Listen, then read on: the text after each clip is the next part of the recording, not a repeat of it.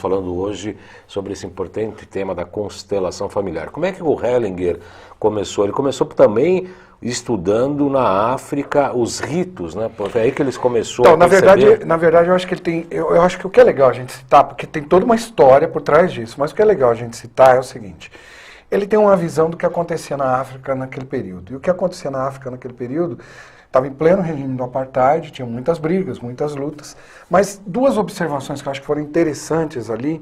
A primeira delas, eu acho que tem muito a ver com aquilo que ele via em termos de ancestralidade e a maneira como aquelas tribos cuidavam de temas tão polêmicos de uma maneira muito mais simples.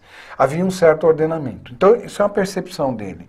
Ele já percebe isso. E ele percebeu uma outra coisa também, que as pessoas agiam de uma maneira... Elas tinham rituais catárticos. Catarse é uma palavra que vem do grego, da poética de Aristóteles, que é mais ou menos algo como fazer de forma simbólica aquilo que eu jamais faria na minha vida. E essa coisa da catarse é assim: eu consigo expressar as minhas emoções e aí liberar as minhas cargas emocionais. Ele viu isso e a partir dali ele teve um insight que foi brilhante. Esse insight é que dá o pontapé inicial. Porque ele junta isso com a experiência que ele teve, que ele vê acontecendo na Alemanha, principalmente na Segunda Guerra, na morte dos nazistas, etc. Então, qual é o insight dele? Ele diz assim: bom, eu percebo hoje, e isso não foi por acaso, né? Só essa questão aqui, porque eu acho que a partir dali você vai conseguir fazer inúmeras perguntas e trazer, talvez assim, um conteúdo que você mais se encaixa para a sua audiência. Então ali o que ele percebe? Ele percebe o seguinte, que as pessoas, elas fazem muitas coisas nessa vida que talvez não sejam teoricamente boas, né? Elas podem matar, inclusive, apenas para defender uma questão de consciência, de estar de consciência leve. E isso também, né?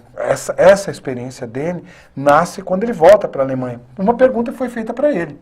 Então perguntaram para ele o seguinte: se você tivesse que ficar com suas crenças e valores, ou com as pessoas, com o que você ficaria?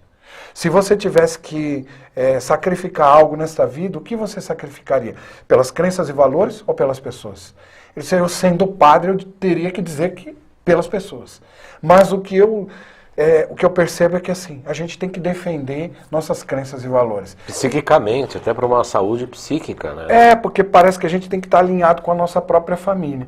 E ele vê isso principalmente o seguinte: tem um filme aí que eu acho que é bem interessante, que retrata muito isso, que é aquele Menino do Pijama Listrado.